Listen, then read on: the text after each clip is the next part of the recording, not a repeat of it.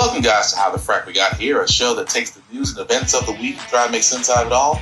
I'm your host, the most Will Buchanan, and on this show, we simply are all about the facts. There are plenty of news stations out there that simply want to do anything short but inform you. Here at How the Frack We Got Here, that's all we believe in. We go up to the left, we go up to the right, we go up to the middle of independence, we go up to all sides because there's more than one side of a story to everything. And you need to know it all in order to actually formulate your own opinion. And that's what we try to do here at How the Frack We Got Here. Thanks for listening, and hold on. It's going to be fun. Hey guys, today's date, May the 22nd, 2024, and this is How the Frack We Got Here. I'm your host, the most Will Buchanan on How the Frack We Got Here. We do take the events of the week and try and make sense out of it all. Before we get started, guys, to let you know that we do try to pride ourselves on being a news podcast, which means that we only use the most reputable sources with award-winning journalism. We do not do sensational news like Fox News, The Blaze, whatever crazy Ben Shapiro, Tucker Carlson thing is now, whether it's extreme left or extreme right, we simply don't do it. We give you the facts, nothing but the facts. At the same time, we do try to watch our language, but sometimes words do fly, especially on this show. And especially if there may be things that might be shown that might be too intense for younger viewers. So viewer discretion is advised. Aside from that, welcome. So how do we actually start this week? Well, we can only start this week with, unfortunately, the expired Dorito chip known as Trump, who's been in the news for a number of things. But in this case, he's actually known for this. He has said that he changed his mind about contraception. He says now that he does not support restricting birth control after saying that he was looking at contraception. Looking at contraception. Kind of interesting for a man that paid money to have sex with a porn star while his wife is pregnant and is now looking at contraception. Cue the irony. He has sat there and said, quote unquote, I have never and will never advocate imposing restrictions on birth control or other contraceptives, as he said on Truth Social. I do not support a ban on birth control, and neither will the Republican Party.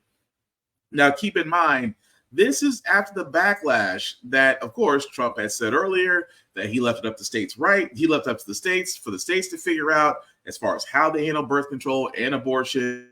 As we all know, many states, conservative-led states, have actually put in trigger laws that were put in place after the fall of Roe versus Wade to trigger the bans on abortions, or if you're in Florida, less than 6 weeks now, in case you haven't been keeping up count.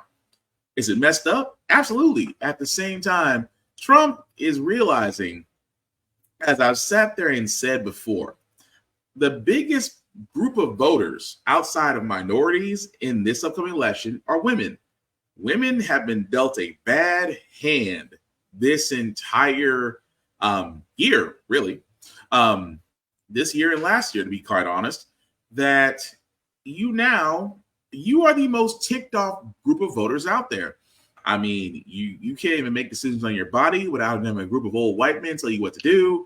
There's a kicker out there, which we'll get to very, very later in the show, that believes that, you'll be happier at home than you'll be actually in your profession because his religion says so, and that he believes his religion is under attack. But again, that's a whole other story.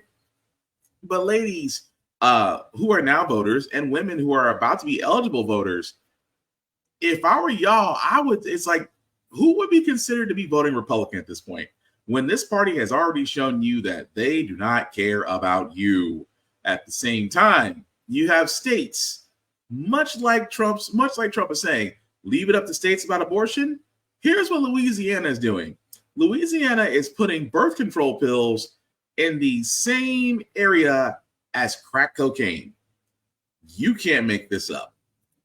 Last couple of minutes, we saw the Louisiana House passing a bill that could make that state the first in the country to criminalize abortion pills by classifying them in the same category as substances like cocaine and heroin. Want to show you a live look here. This is the chamber as we speak. They've moved on at this point to other business. Again, they just voted in the last couple of minutes. Now, it's still got to go through the state Senate, I believe. But if this becomes law, if the governor signs it, anybody using certain abortion pills without a valid prescription could face jail time. Remember, abortion is already illegal in most cases in Louisiana, with lawmakers there actually just recently rejecting these proposed exceptions for rape and incest. Doctors in the state signing an open letter against this bill. Marissa Parra is in Baton Rouge. Okay, so bring us up to speed. Where does this bill stand and what's next?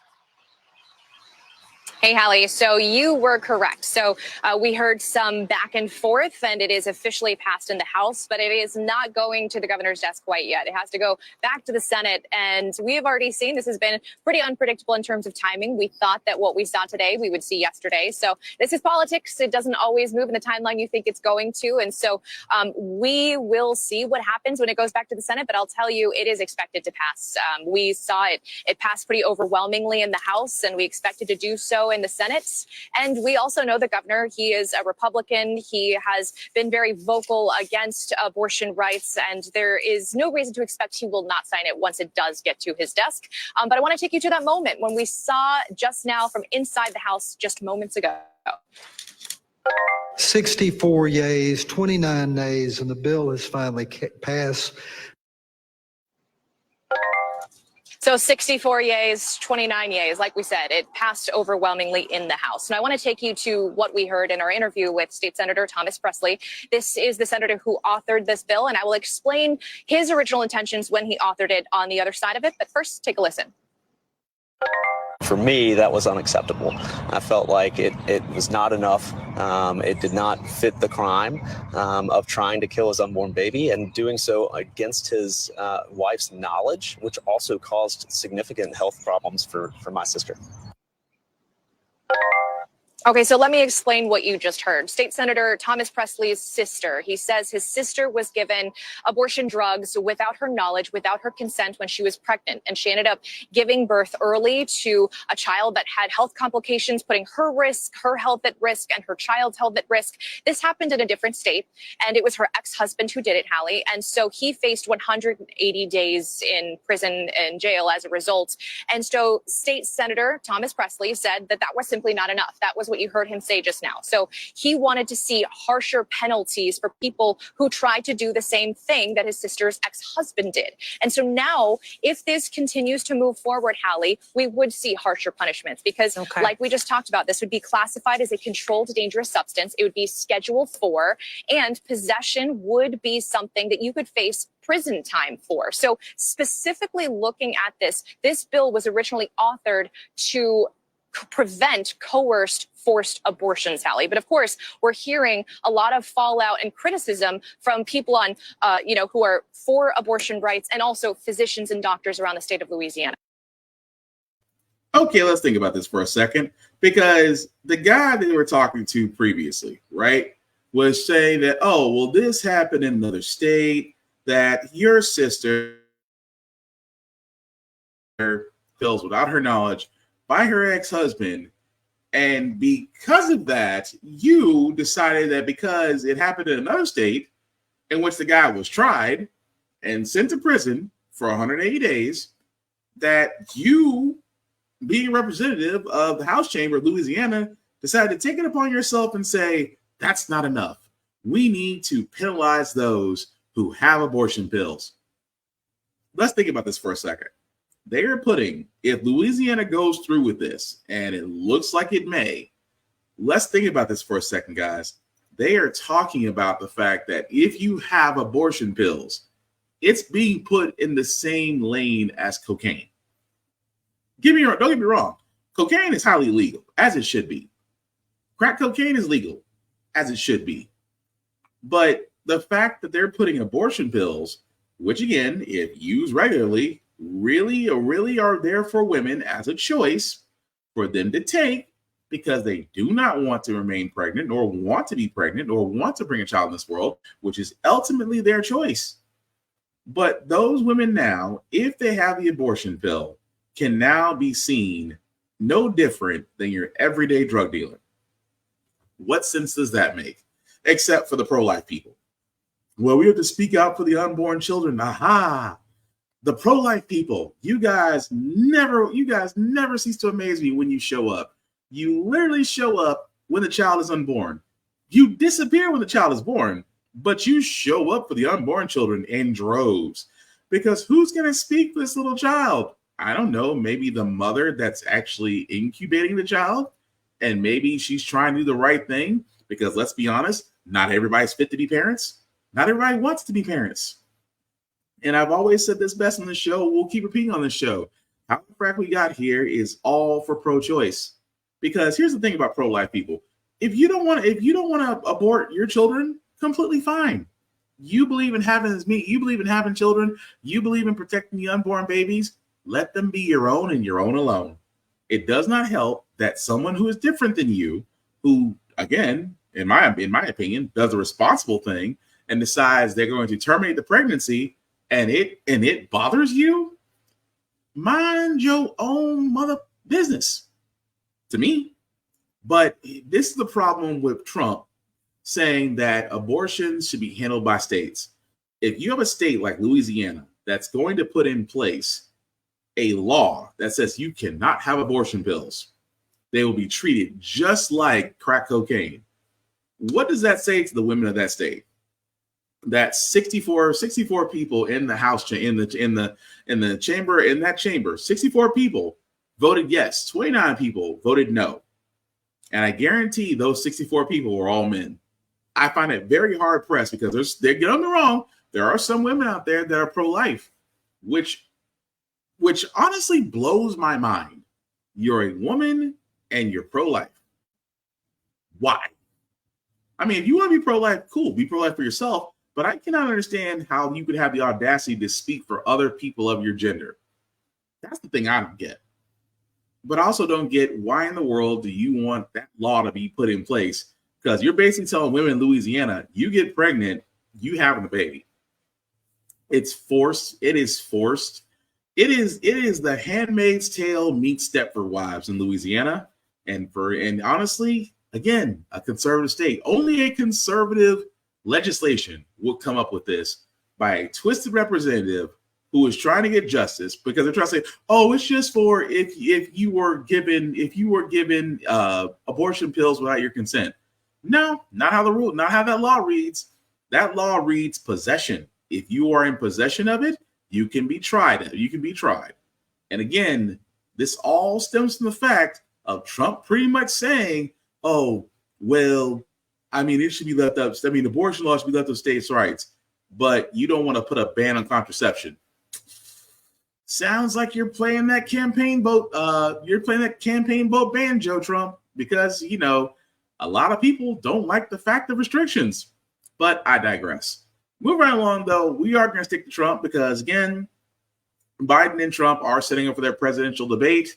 And I cannot say it's enough. Before I get to this issue of what the Trump campaign did, another Nazi reference, by the way, but the debate always bothers me. And again, this is why people don't, and again, this is just me, this is why people don't tune into presidential debates. Presidential debates are really held by the political parties themselves, by their rules, their standards. The questions are already pre-selected. And on top of that, you have the over-talking.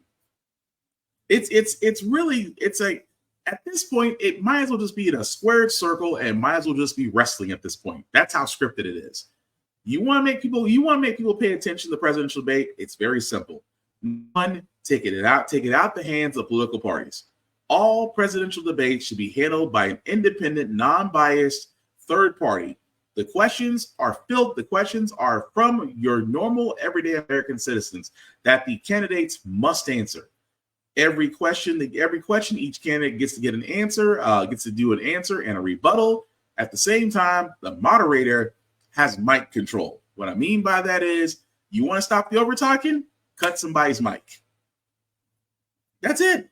You want to make answers. Well, how's that fair to the candidates? They won't know the questions. Well, if you're going to be the president of the United States, you better have a vast answer for a myriad of questions and issues that the American people who you want their votes to be elected to be president, you do have to answer. So again, what's wrong with that format? Absolutely nothing. Because again, the format that we're seeing right now between the DNC and the RNC is a effing joke. It really, truly is. I mean, this is the reason why I say for a lot of people, they are honestly going to be fed up about it. But again, it's Trump. Trump tried to debate once with Hillary Clinton. Hillary was the Nostradamus. She predicted everything Trump would say and do, and Trump just sat there and went, yeah, MAGA, America. and people ate it up. What's the difference between him and Joe? No difference. Trump is going to claim the world is out to get him. Trump is going to claim that these trials are a witch hunt. Trump is going to claim that America did better under him than any other president. He did more for black people than any other president. And every other line of BS he's going to spew. This is why I say not just presidential debates should be changed differently. Every debate going forward should follow that format. But again, I digress. Anyway, Trump's Truth Social. This is what happens when you have people who really run your campaign and decided that, hey, what would happen if Trump becomes president? We'll install a Reich. Yes, a Reich. Social account on Monday shared a video about how they seem to think the United States will change if Trump is elected president again. There's, of course, nothing abnormal there necessarily. Political candidates talk about their visions for the country all the time. They're running for office. That's the point. What is not normal is that this video referenced a quote unquote unified Reich. Reich is a German word that basically means empire, but it, of course, evokes the Third Reich, used to refer to Adolf Hitler's Nazi Germany. We're going to show you that video. It's going to sound a little strange. We edited it to freeze and zoom in on the terms so that you can easily spot it. So you'll hear this video start, and then when the sound stops, you'll be able to see what we're talking about. Watch this. What happens after Donald Trump wins? What's next for America?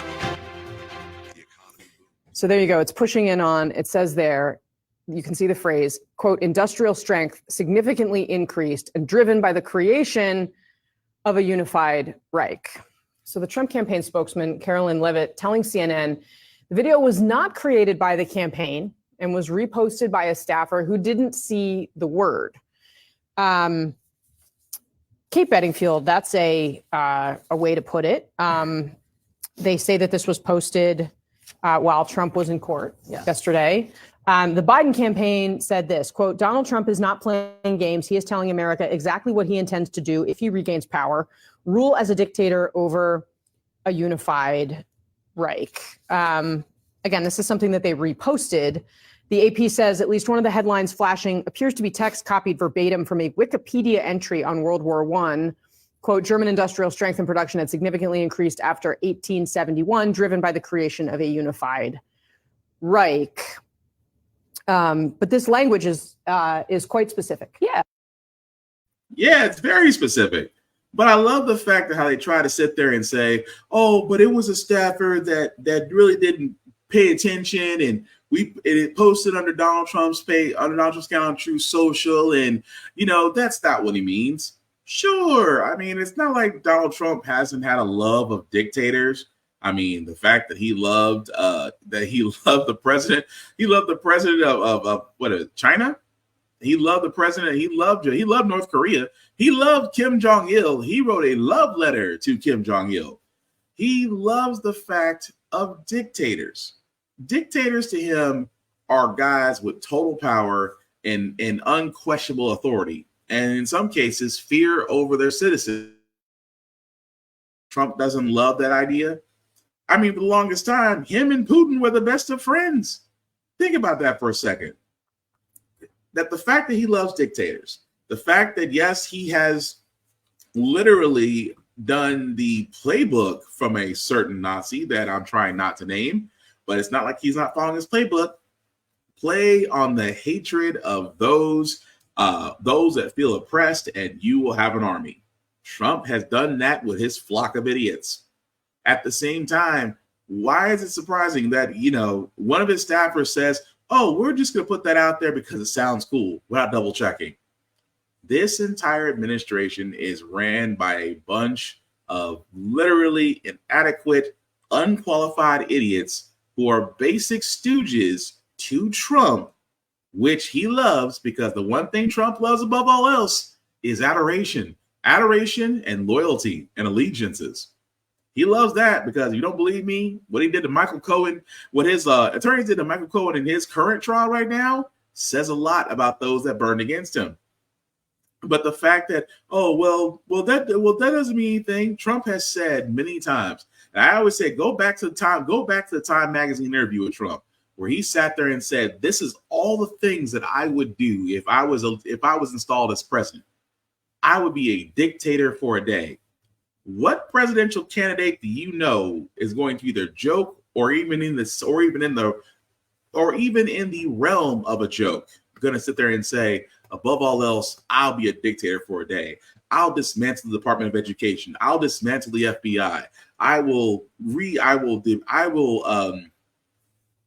literally get rid of all the illegal immigrants by force or by National Guard if I have to. This guy has a laundry list of things he would do that any sane person would be like, hell no, you are never going to be president. Not because of the fact that you're trying to avoid prison, but the fact that what you're doing is literally a terrorist list on how to deconstruct a nation. But hey, again, tell that to his followers, and all you hear is mega America. You can't convince idiots. But speaking of idiots, unfortunately, as Trump is about to get the Republican nomination, the race for who's going to be his VP is still going strong. And you can tell who wants to be Trump's VP so bad. Tim Scott's out there with his starting five, again, with his starting five of black conservatives who are doing nothing more to show themselves like, hey, we'll be your friend. We'll be your black friend, Mr. Trump. Even Marco Rubio, who again, and I've said this once and I'll say this again, every Republican that is literally that has their hand in the VP race has suddenly changed their answer on saying if the election is called down the middle and it's fair, regardless of who wins, will you concede to it? And again, the tap dancing for the VP still continues because that's exactly what Rubio did. Election results of 2024, no matter what happens, Senator. No matter what happens? No, if it's an unfair election, I think it's going to be contested by either side. Senator, no matter who wins. I think you're asking the wrong person. The Democrats are the ones that have opposed every Republican victory since 2000. Every single one. It's Hillary Clinton. No Democrat has refused to concede. Hillary Clinton conceded. Senator, will you accept the election results? Hillary Clinton said the election was stolen from her and that Trump was illegitimate. Kamala Harris agreed. Senator, we have Democrats now. Senator, she conceded the election. She said that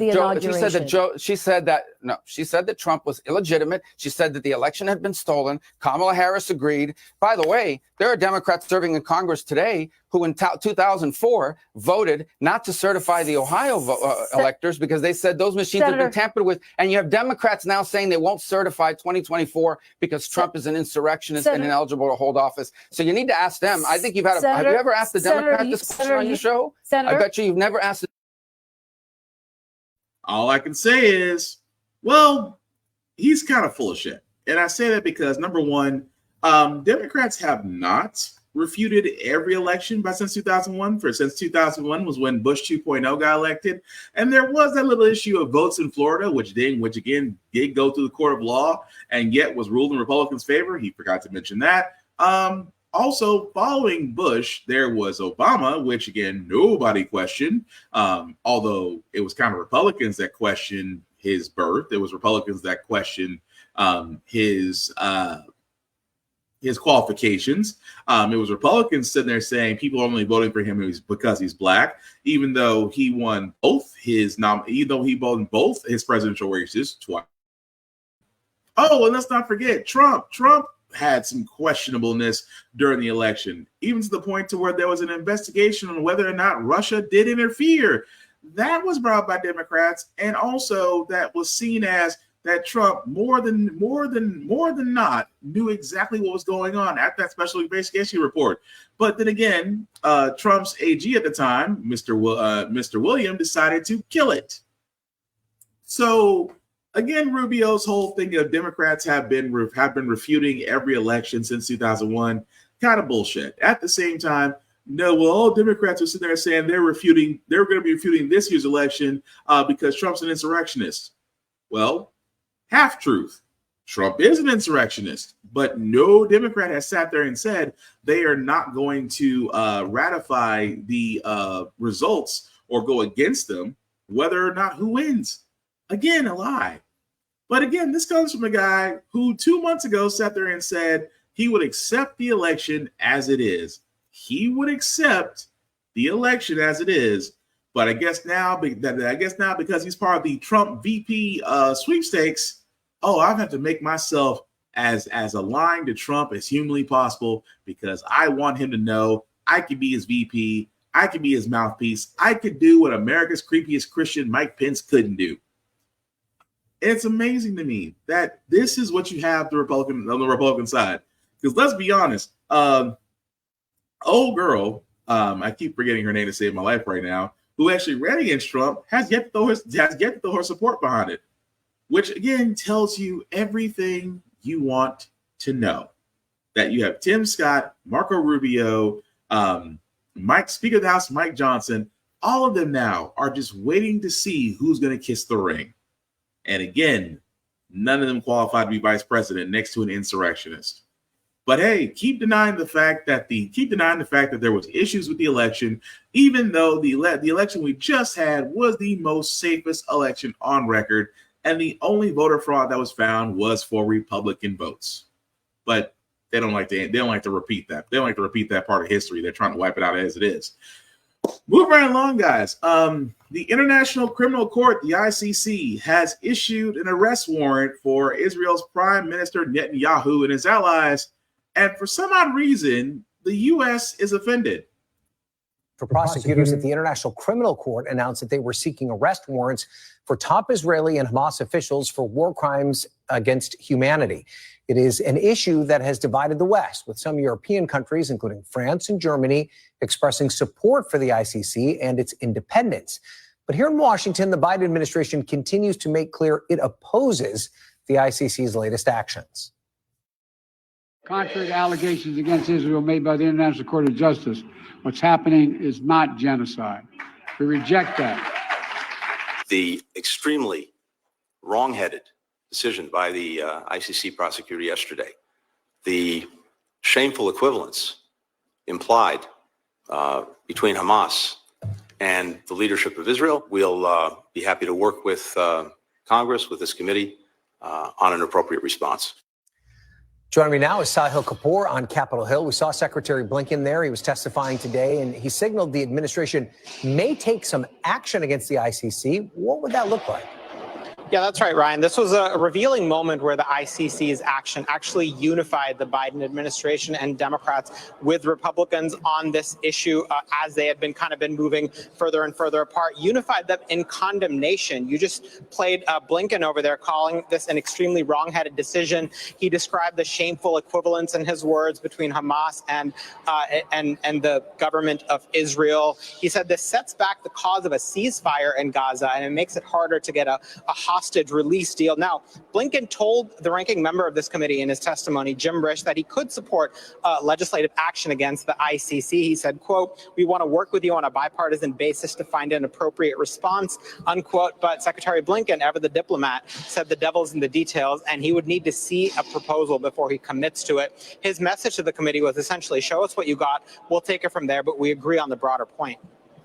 Of course, Sahil, the U.S. policy on Israel is really a dividing line. It's dividing the country on both sides of the aisle.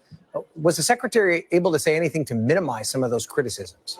Yes, somewhat, Ryan. Interestingly, in that exchange with Jim Risch, Risch seemed to like the fact that he talked about that shameful equivalence. He said that coinage was, quote, "a good starting point for all of us." That is Risch talking to Blinken, and said he also wants to work with him. Now, of course, there are Republicans who are not satisfied with Blinken or the administration. That includes conservative Senator Ted Cruz, who had a fiery exchange with Secretary Blinken, demanding to know that Biden administration was withholding any intel about Hamas from Israel, to which Blinken categorically insisted, no, it is not, and that reports to the contrary, in Blinken's words, were false. Their Speaker, Mike Johnson, said if the administration doesn't show leadership, Congress will consider any and all options, including sanctions, to punish the ICC and ensure that its leadership faces consequences if they proceed. And then, of course, on the progressive side, the protests continue. Secretary Blinken faced yet another protest in that room from people calling him war criminal and complicit in genocide.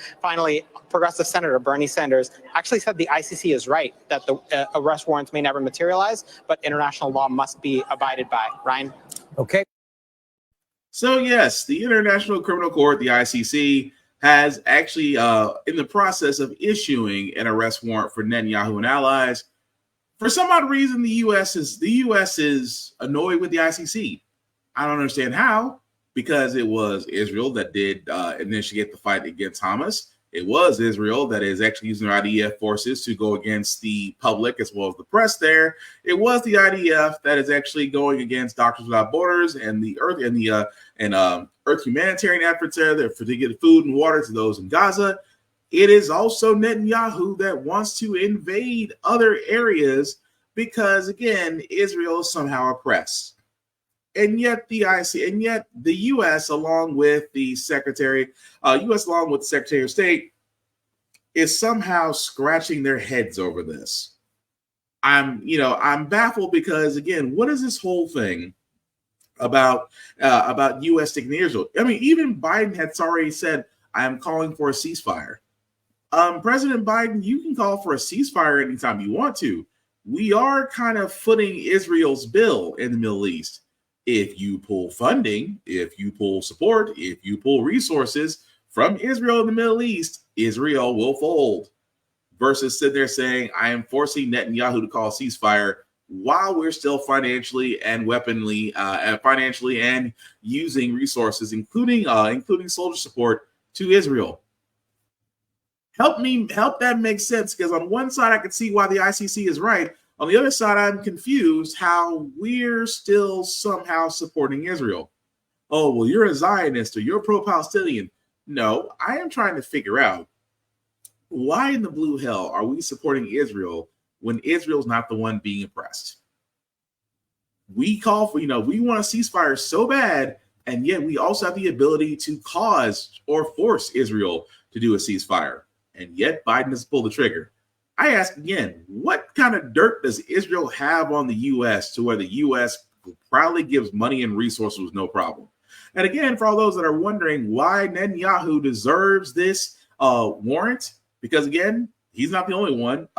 Back then, Bush 2.0, he also was dubbed a war criminal, and the ICC court did issue a warrant for him, although the warrant itself was never enforced because, let's be honest, it's seen more as a show of force than anything else. So again, for all those that are wondering why Netanyahu is, being given this righteous honor of an arrest warrant, Jake Tapper asked him a simple question, and he dodged and danced right past it. Because what Hamas did on October 7th, just to make this clear, what Hamas did is abhorrent, as is the refusal to return the hostages. Abhorrent.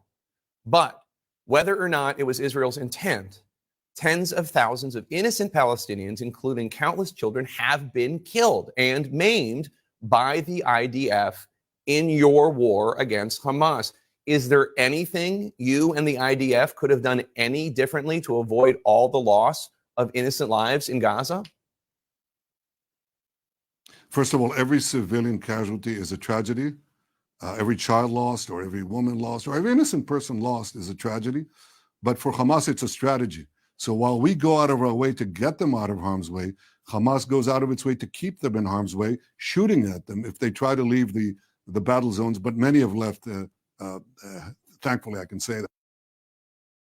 Yeah, that's all he said.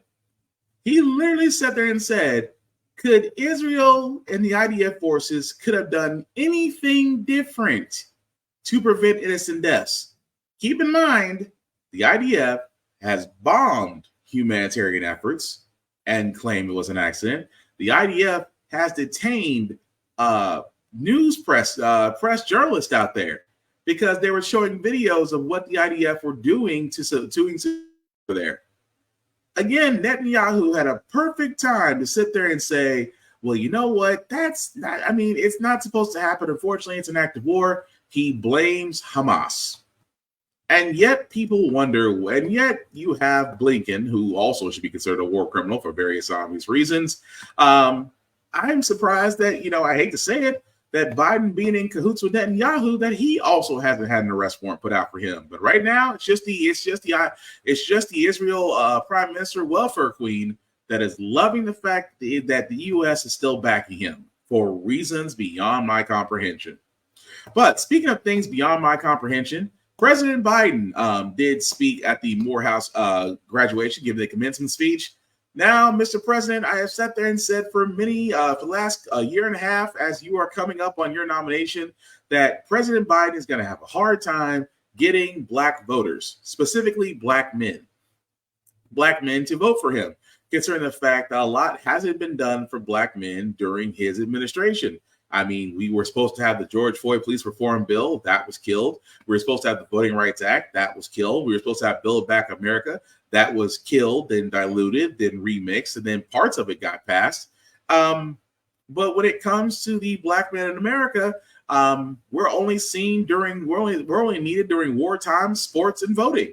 So with that also being said, President Biden had a unique chance at Morehouse to really speak on that and to really encourage those. And, well, he did this. Humanitarian crisis in Gaza. That's why I've called for an immediate ceasefire. An immediate ceasefire to stop the fighting. Bring the hostages home. And I've been working on a deal as we speak. Working around the clock to lead an international effort to get more aid into Gaza, rebuild Gaza. I'm also working around the clock for more than just one ceasefire. I'm working to bring the region together, working to build a lasting, durable peace. Because the question is, and you see what's going on in Israel today, what after? What after Hamas? What happens then? What happens in Gaza? What rights do the Palestinian people have?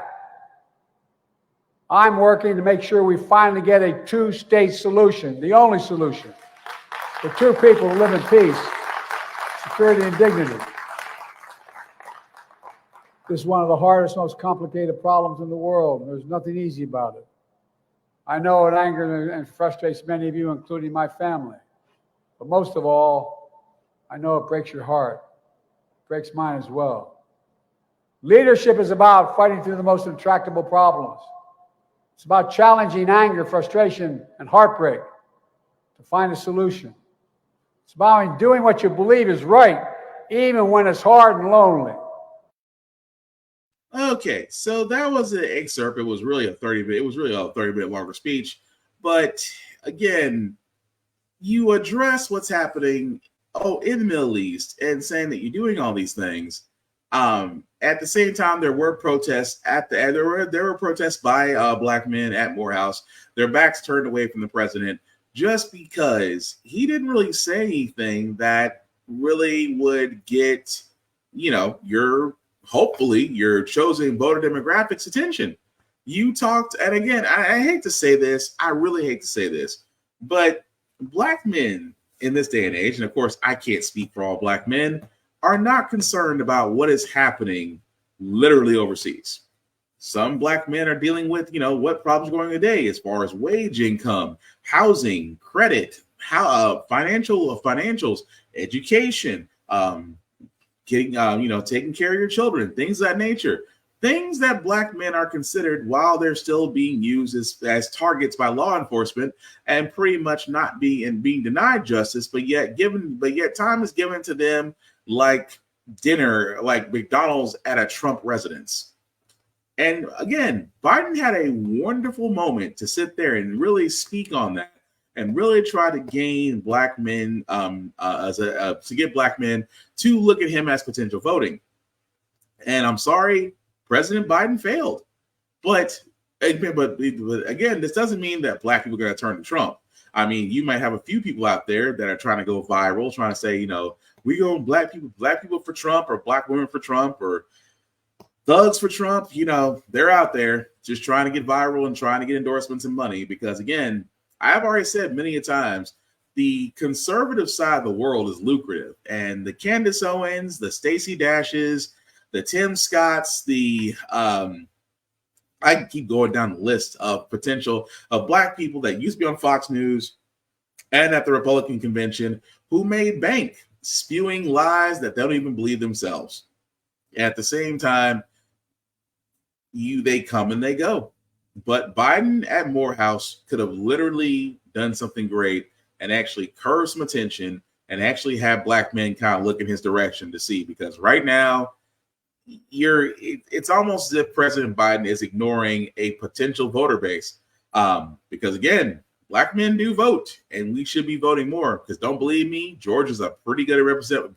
The last election, this last special election in Georgia was a pretty good example of that. But I want to move on again because I know we talked about this last week about a certain NFL kicker who decided that he was going to express himself in his religion. And I said it best about Mr. I call him, and it's not Burkett, but it's really everybody's been calling him, butt licker and everything else. A man that sat there and told a Catholic college that the graduating class, specifically the women, are their greatest joys to look forward, not excelling in the profession that they studied hard and paid money for, but to be great homemakers and brood mares. In allowing them to sell the home for their men to come to and be the men, because as Mr. Buttlicker did say in his speech, I am so glad my wife was the homemaker that allowed me to be the man I am today by kicking a football and being the least valuable player on a football team. Anyway, I said that was crazy. I said that that did alarm a lot of women as he saw multiple TikTok social media out there. However, Fox News, I don't know what's Fox News. Fox News is not a news station. Fox News has been sued for this, and they're continually being sued because Fox News is not a news station. They're not America's number one source. They're not reliable and trustworthy. What they are is basically eye candy for old white dudes to look at with the TV on mute. That being said, they did actually cover Mr. Buttlick's speech. And I shouldn't be surprised from the nation that pretty much is state's news, or I should say state propaganda, because again, I understand what I'm about to play. It's Fox News. Just bear with me, but you'll see why I'm pointing this out. We begin with NFL kicker Harrison Butker's commencement address that's ignited a national debate about religious beliefs and free speech. Harrison Butker is a 3-time Super Bowl champion kicker for the Kansas City Chiefs. He's now being attacked for his commencement speech at a small private Catholic college in Kansas. His now viral address promoted his faith, his pro-life stance, and his conservative views on marriage. Watch. I think it is you, the women, who have had the most diabolical lies told to you. How many of you are sitting here now about to cross this stage and are thinking about all the promotions and titles you are going to get in your career? Some of you may go on to lead successful careers in the world, but I would venture to guess that the majority of you are most excited about your marriage and the children you will bring into this world. I can tell you that my beautiful wife, Isabel, would be the first to say that her life truly started when she began living her vocation as a wife and as a mother. I'm on this stage today and able to be the man I am because I have a wife who leans into her vocation. I'm beyond blessed with the many talents God has given me, but it cannot be overstated that all of my success is made possible because a girl I met in band class back in middle school would convert to the faith, become my wife, and embrace one of the most important titles of all, homemaker.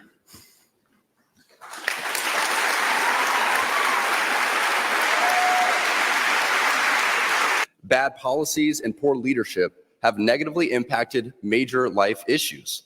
Things like abortion, IVF, surrogacy, euthanasia, as well as a growing support for degenerate cultural values in media, all stem from the pervasiveness of disorder.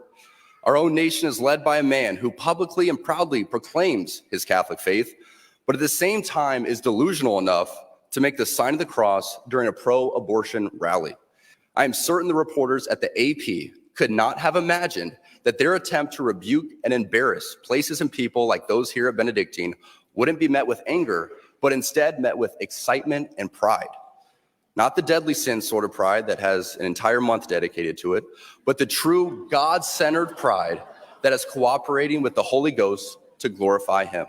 To the gentleman here today, part of what plagues our society is this lie that has been told to you that men are not necessary in the home or in our communities.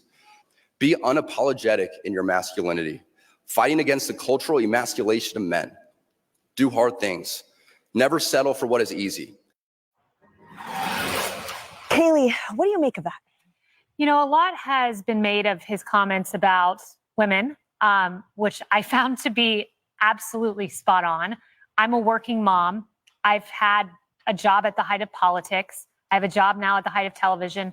That's not my best job in life. My best job in life is being a mother, is the things I do at home. Beautiful words about his wife. But while a lot has been made of those comments, people ignore the other 19 minutes of the speech. I listened to all 20 minutes on my way in, and I was blown away. This was the best graduation speech that I have ever heard in my entire life. He talks a lot about Christianity. He says the world wants you to hide this away. The world wants Christians to be harmless.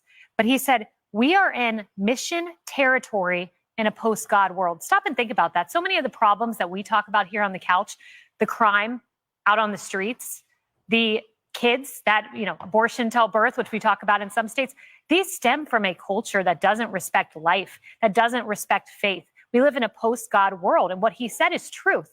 And you know what? The NFL, for them to come out, their senior vice president and chief diversity and inclusion officer comes out and says he gave a speech in his personal capacity. His views are not those of the NFL. His views are the vast majority of those who watch the NFL, good, hardworking Americans, many of whom go to church, many of whom are faith-filled. How dare you say that? But here's the thing. You can only, I gotta stop it right there. You can only listen to so much Fox News before you're ready to turn the channel. But this is what Fox News does, ladies and gentlemen. They sat there, and again, this is a person who decided to sit there and say, well, don't be part of the world. And people are going, well, this was at a Catholic school, this was at a Catholic college. He's a Catholic, he was just spouting his views. Okay, well, here's the problem that people like that and people at Fox News seem to forget. You are at a commencement speech if you're asked to go there. The whole idea of a college commencement speech is to give some words of wisdom, some uplifting words, some encouragement to the next generation out there that's about to enter the workforce with degrees that they've earned through blood, sweat, and tears and crap loads of money. You're supposed to give encouragement. I mean, that's what it should be. But instead, he decided to lean on his faith. And again, if you're going to give a personalized view of your faith, then at the same time, you're going to sit there and tell the women of that graduating class that the best thing you can do outside of being a graduate is to be a homemaker. And then the backlash. Oh, well, I just don't get it. I mean, being a homemaker just means that, you'll be a better man. Well, honestly, Mr. Buttlicker, if you are literally praising your wife that much, then your wife should be the one giving the speech and not you. All you do is kick a football every 18 games, sometimes Super Bowl. That's your contribution to the world. And yet you're going to stand and say, because of this woman, I am the man I am today. Well, it sounds like, sir, you need to be letting her talk and you need to actually sit down. On top of that, Fox News, we're not surprised. Fox News is going to sit there and say, well, I just think that he's being prosecuted because of faith. We're in a post-God world. And that's all. And that's what kills about conservatives. Faith, family, and guns, all in that order. Oh, well, he's being prosecuted because of his faith and religion. No, you're literally being roasted because you decided that you don't see women as nothing more than homemakers and baby incubators. That's what you're saying. But you didn't say it just to the graduating class at Benedict. You let your words pretty much be what you believe what women should be. Now, don't get me wrong. If there are women out there that believe that, hey, I should be a homemaker, nobody's going to stop you. At the same time, that's not for all women, especially women that decided that to go to college to get degrees, to get PhDs, to get things that basically you're going to need to get to the positions in life where you want to be. And a homemaker may not be it. But also, let me say this very quickly: it's only Christians and pseudo-Christians out there. And I'm not talking about all Christians, but I'm talking about the ones that always sit there and say their faith is persecuted. Oh, I can't be a Christian in this day and age. I can't praise my God in this day and age. What kills me about you pseudo-Christians is that y'all are the same ones that believe your religious views are always under attack. keep forgetting that in the world of public speech, that yes, you can say whatever that you want to say, but you are not absolved from the actions of what happens next.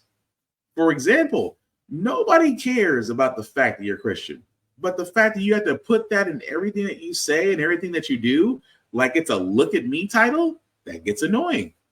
But at the same time, you'll sit there and it's the same pseudo Christians that'll sit there and say that drag queens reading to kids is basically our way of indoctrinating children.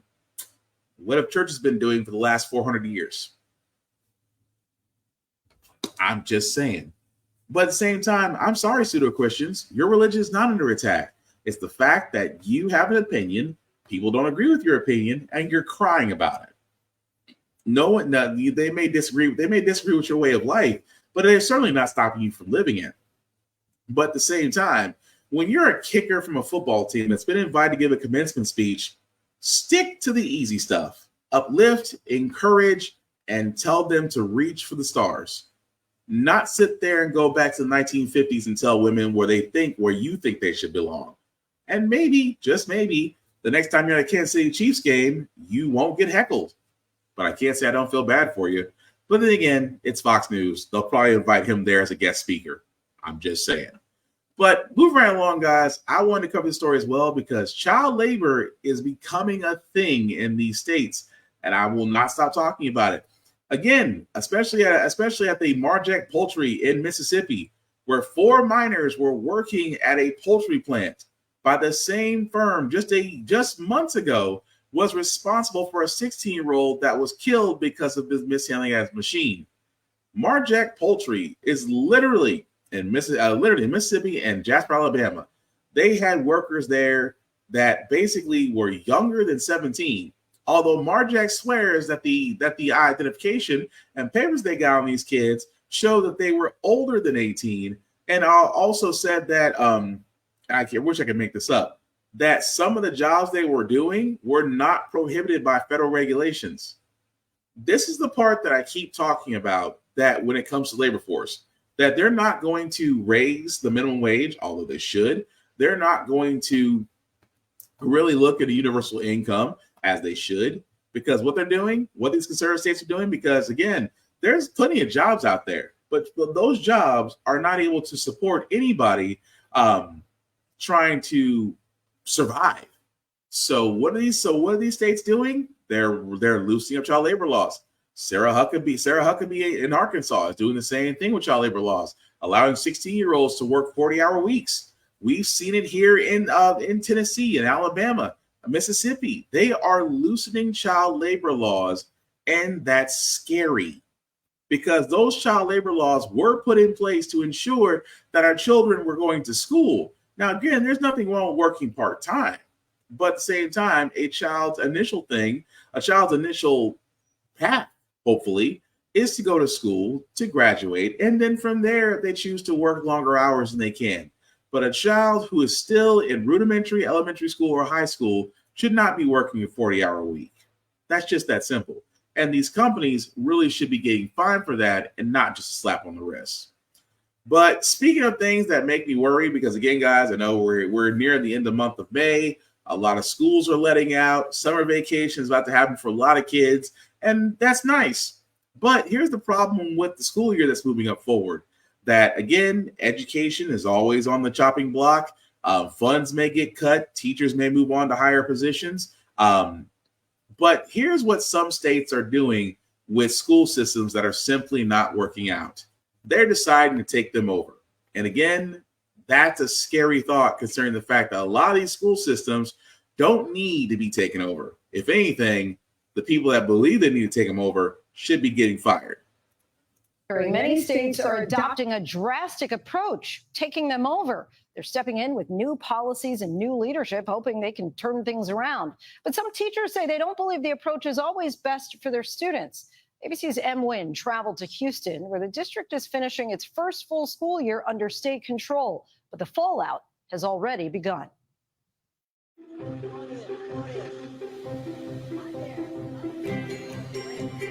Rummaging through boxes and their faces lighting up. Free books at their fingertips. This is my guy. He's my reader.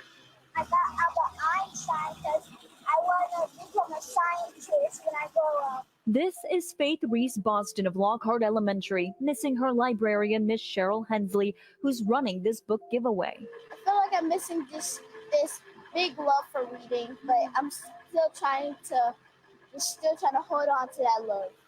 Hensley's position was eliminated after the state of Texas took over the Houston Independent School District. Being able to put the right book in the right kids at the right time, that's essential. This school year, the Texas Education Agency disbanded the elected school board and appointed a new superintendent, Mike Miles, tasking him with standardized test scores, particularly in math and reading, especially after the pandemic. Somehow we have to be able to measure a kid's ability to read. Miles replaced the previous board with a 9-member board of managers. But the biggest change, choosing 28 schools, placing them under what Miles calls the new education system, or NES model. He decided those schools no longer needed librarians. My mission in life, I'm a librarian. I'm making sure that these kids love it too. I want to make sure that they go find something they want to read and find something that they love to read. So now knowing that they don't have a librarian. That's heartbreaking. That's just, it's extremely heartbreaking. Another change are the so-called spot observations. Officials and administrators monitor teachers' lessons to ensure they're following the district's course materials. What they see plays a key role in whether educators keep their job. Some teachers tell me they're already getting termination slips before the end of the year. Amid a teacher shortage, these changes are driving teachers like out of the classroom. It's never been like this. It's never felt so much like you're being strangled. Benson says when she pulled 2 students to the back of the class to help them individually, she was told she shouldn't be giving any students one-on-one instruction. The kids get worksheets to do because if they're high, then they go and do this worksheet. If they're medium, they do this worksheet. If they're low, they do this worksheet.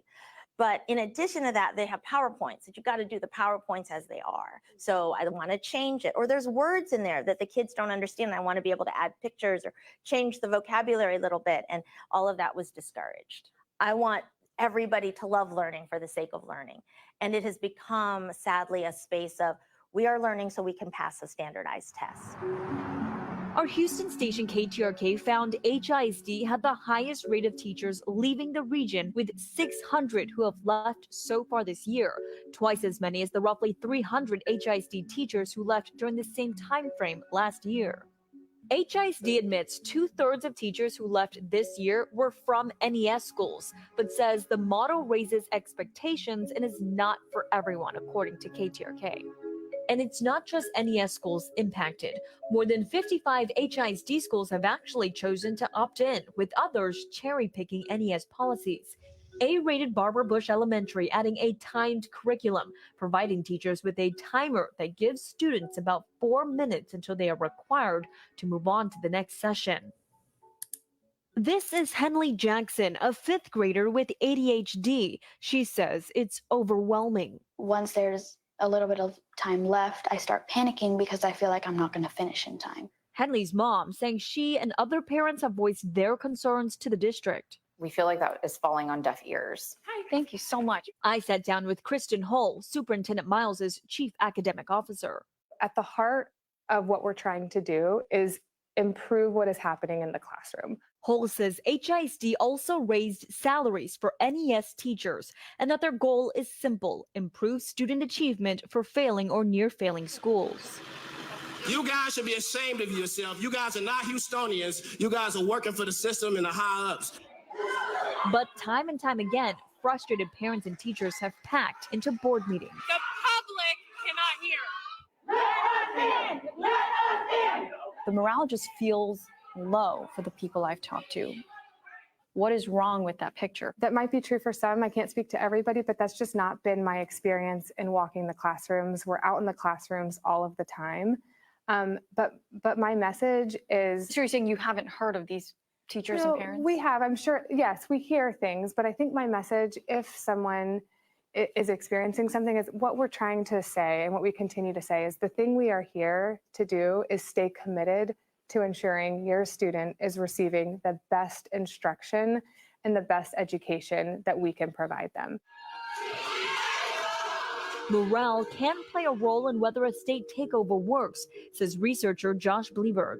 It makes it a lot more difficult for them to do their job well. Texas joins 24 other states that have taken over school districts as officials in recent years have increasingly responded to poor academics or fiscal management by usurping local control. But nationally, recent studies like Bleberg's in 2021 with Beth Schuler of the University of Virginia found no evidence to suggest takeovers boost academic achievement.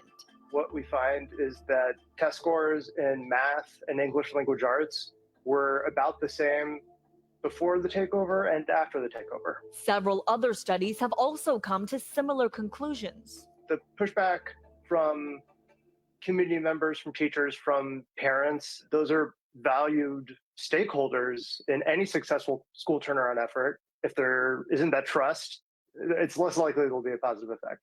When I asked whether HISD took these studies into consideration, Hull said different officials make different changes. The thing that I spend time looking at is the research on what we know works for learning for our kids. Some parents agree they need the structure. If everything is so lenient and going, the kids are going to go throughout the year being lenient. They're not going to know structure. Others say they feel trapped. There's barriers to just up and leaving, not to mention people's socioeconomic levels in life and where they live, let alone family obligations and just life in general. So, so it's not easy to just leave out of the school district. No, it's not. These grievances leading to protests. Hey, ho, ho, Miles got to go. And to the largest teachers union in Houston to officially call for Superintendent Miles's removal after 98% of the Houston Federation of Teachers just ratified a resolution of no confidence. Good morning. Jackie Anderson, the president. There's a very diverse culture here. All of these blue dots right here are NES schools. You cannot use a blanket, a cookie cutter model for every child in this district. So what's the answer? Restore a democratically elected board. Okay, but there have been issues in the past. So what's the answer once you do that? But funding. You know, we have a state with a $33 billion surplus. Not one dime went to public education. This comes as HISD touts preliminary mid-year test scores are showing an overall improvement among D and F schools, but admits it could take years before the impact is apparent. Officials say their goal is to one day return HISD back to local control, but for now, the state plans to add as many as 40 more NES schools by next school year and expand to just over half the district's schools by 2025. Since state takeovers are happening more frequently, Bleberg says many other schools may be on the verge of big changes. I'm speaking for teachers. I'm speaking for people who can't say something, that are afraid for retribution and losing their jobs. I can't stop, so I'm not going to stop. And right there should tell you everything. Many ways that, think about that, a school, as someone that thinks that, hey, maybe we need to add timers, maybe we need to move librarians, maybe we need to do all these things because kids aren't learning, except for saying the simple fact of the matter is just that the reason why kids are not learning is because you have pretty much watered down education to practically nothing. At the same time, removing librarians, removing teachers being moved on because of scores, out-of-date testing procedures. I can keep going on.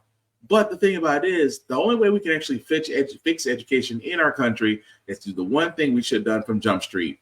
Give our Department of Education the same funding we give our military. That way we have smarter people and less wars. But the last thing that I got, guys, again, we shouldn't be surprised about this because unless you've been under a rock, we've all seen the video of Diddy, assaulting Cassidy. And then, later on, we also see that Diddy decided to release a video because, unfortunately, he cannot be held accountable for this since the video is 8 years old and outside statute of limitations. Reporter of ESPN's Anscape and author of It Was All a Dream, Biggie and the World That Made Him, Justin Tinsley, along with ABC News legal contributor Brian Buckmeyer for more on this. Justin, what's your reaction to Diddy's apology video, and what are you hearing from people in the hip-hop world? Well, you heard the statement from Cassie's legal team. They used the word disingenuous, and that is the right word, but somehow it doesn't feel nearly enough. When you track the timeline in December, a month after Cassie filed her lawsuit, he said he denied all allegations. Enough is enough. He didn't do any of this. And now this apology comes out after this video. And this video it's incited anger. It's incited conversation around the ecosystem of abusers and enablers and people who benefited from Puffy's wealth and his power at this point in time. But most importantly, and it should not take a video or images to prove that domestic violence actually happened. But this is undeniable now. It's confirmation that many people feel that everything that Cassie said in her lawsuit actually happens, and there's no way to deny it now. So that's what a lot of conversations are centering around at the moment. Now, Brian, Diddy settled this lawsuit with Cassie just a day after it was announced. And as you said in that piece, the LA District Attorney can't prosecute because of the statute of limitations. So now what? Well, short of California going back and changing its statute of limitation laws, there's nothing going to happen from a state level. However, from a federal level, we know there is an investigation through the Southern District of New York, and these allegations and this video could be used as what we call a prior bad act witness or evidence to substantiate that Sean Combs either has a common scheme or plan or some sort of RICO allegations or human trafficking where there are other signs of force being used and then silencing that force as per Cassie's lawsuit where she says that Sean Combs paid $50,000 for this video to never see the light of day. So it can be used indirectly, but not necessarily directly for other charges. Now, Justin, Diddy is a mogul in the music industry. Just last year, he won the Global Icon Award at the VMAs. So what does this mean for his career now? You know, that's a very interesting question. And I think the most important thing in terms of this conversation right now, and it was mentioned earlier, in that apology, he never once mentioned Cassie's name or even alluded to her in the fact that I'm sorry that you have to relive this trauma again. These are my actions towards you, and I'm sorry. And with Puffy's image, which is pretty bad right now, from the moment he burst onto the national scene in the early 90s, producing for acts like Jodeci and Mary J. Blige, his entire image is I'm outside, I'm the party guy. Fame is something that I love. And now it's, you know, he has to live life outside of that bubble, potentially for the rest of his life. And I'm not saying he won't have access to his wealth or even, you know, the luxurious trips that he can take. But this is a world where now he is radioactive. And in the eyes of countless people, he's a horrific person. So it'll be interesting to see how Puffy adjusts to that new reality for him that is really all his own doing.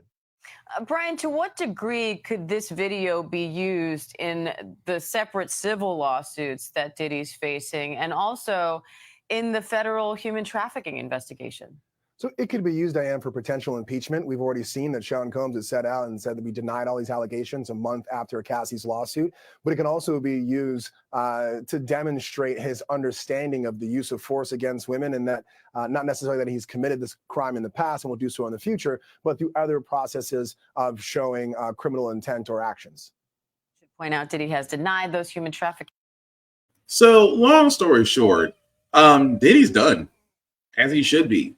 But what's so crazy about that is that not only is he done, but at the same time, the fact that he can't be prosecuted because there's a statute of limitations on crimes that can be prosecuted. Now, again, I'm not going to show the whole video here. The video is practically everywhere you can find it. But yeah, Diddy's done. At the same time, what does that say about domestic violence abusers? That, hey, as long as you got time on your side, you can beat a case as long as it can't be brought up. And that's is what that is, ladies and gentlemen, especially the simple fact of the matter that, yeah, Diddy should be facing a trial for this. Now, granted, he is still under investigation for various other things, but yeah, his time in the spotlight is done. But again, this actually should be something that Congress can actually look into about removing the statute of limitations on domestic violence. Because again, abusers should be held accountable and time should not be a barrier for that. But we'll see what happens. Because again, that even though he cannot be prosecuted for the domestic violence against Cassie, against Cassidy. But Cassidy is what I meant to say. My apologies. But again, that evidence could be used to actually establish his character per se in the ongoing lawsuits. But that's pretty much going to do it, guys. We're going to move on to our feel-good segment because usually how the fact we got here, we usually cover a lot of things that are doom and gloom. Sometimes we use your faith in humanity, but hey, it's Wednesday. It's hump day. Tomorrow is Friday. Tomorrow is our pre-Friday, which is Thursday. We will leave you guys out some good vibrations and a little bit of history for a man that that initially was supposed to be America's first black astronaut has finally got to take his trip in space. Denied a flight for the history books. Today, at 90 years old, retired Air Force Captain Ed Dwight realized his dream. The dream initially deferred after he was selected by President John F. Kennedy back in 1961 to be the nation's first black astronaut. If politics had changed, gone into space in some kind of capacity. As I look at it philosophically, my role in the whole process was to open up a conversation about blacks in space. And I was very, very proud of it. Prouder still this morning as he made history. No longer about breaking racial barriers. Today was about breaking the sound barrier, blasting off in West Texas on Blue Origin's New Shepard rocket, along with 5 other passengers. The vehicle continues to climb. After waiting 63 years, just imagine his delight. 3 minutes, 14 seconds into flight, the rocket reaching its highest altitude at just over 300,000 feet. Captain Dwight finally making it to space, among the newly minted astronauts on board experiencing zero gravity. Astronaut Ed Dwight emerging back on Earth, still floating nonetheless. Long time coming. His wife, Barbara, right there to greet him with a big hug for her husband, now the oldest American to ever go to space. Overwhelmed, everything you can think of. And I thought I really didn't need this in my life, but now I need it in my life. This is fabulous.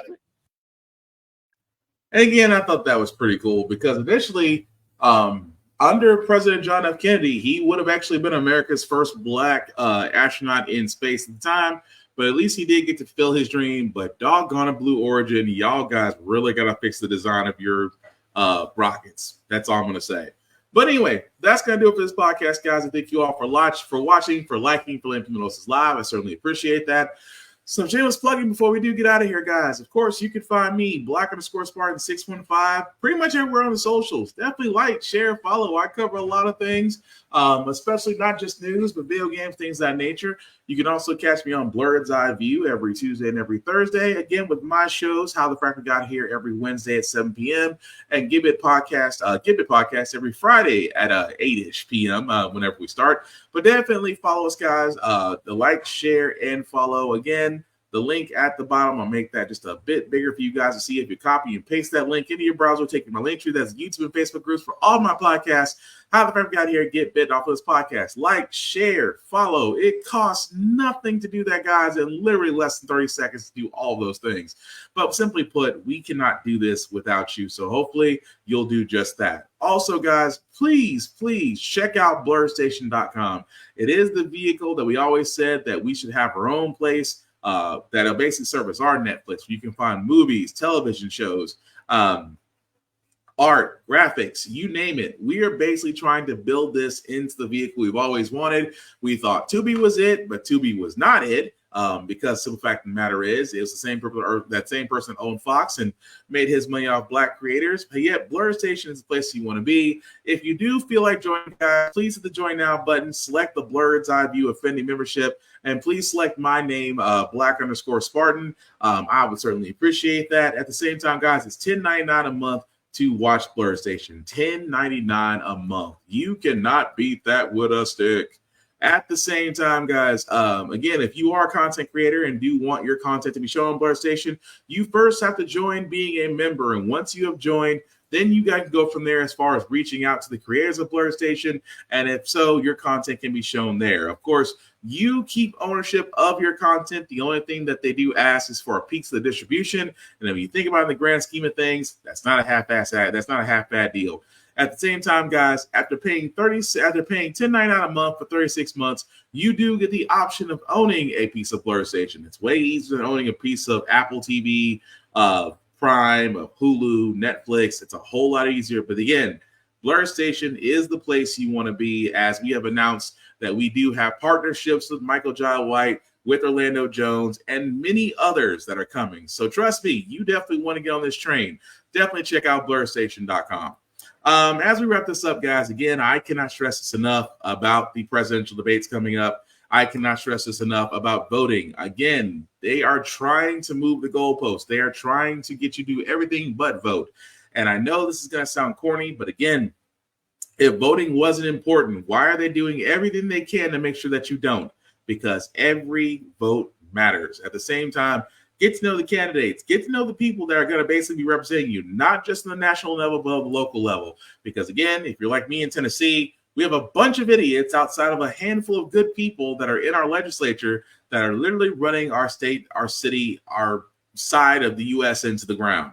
Again, at the same time, if you believe that you can be a great public servant, there's plenty of websites out there that can help you learn how to run for office. Again, be active, be informed, don't sit on the sidelines, because we don't want another repeat of another Trump administration, because we all saw how that went. That being said, guys, the last thing I'll say about how the Frack We Got Here, it's all about staying informed. We are not trying to reinvent the wheel. We are simply giving you all the information, allow you to make up your own mind, but we do provide a lot of perspective that goes with it. We do a lot better when we're progressive. We move forward. We try to definitely correct the mistakes of the past by making decisions now that should have been done back then. Like electing our first Black woman to the Supreme Court, electing our first Black woman to the Federal Board of Governors, electing our first Black woman as a National Cybersecurity Director. All great things. When we don't learn from history, we are doomed to repeat it. That's what we keep asking ourselves. Why does everything go about our paycheck? Why are we electing different politicians, but still the same old game in Congress? And most importantly, how the frack we got here. From Obi and myself, guys, thank you all for watching. Take care of yourselves and each other, and we'll all get through this. Peace.